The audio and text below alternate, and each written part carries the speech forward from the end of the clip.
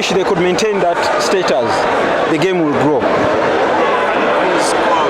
Yes, indeed. The game is very, very competitive. It is qualitative.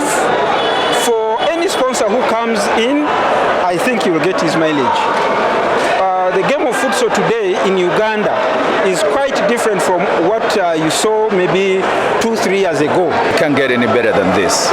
Ideally, you expect another team to also put up a challenge. Yeah, we just didn't expect to walk through. But at the end of the day, the better team still has to stand on top, and it's what we did. Uganda Cup ekikopo kyaffe ekyokubiri ng'ogyeko league.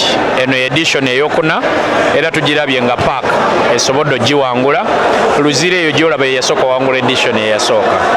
Ffe nga ffe tuli basanyufu okulaba nti kati ne Uganda Cup eri competitive.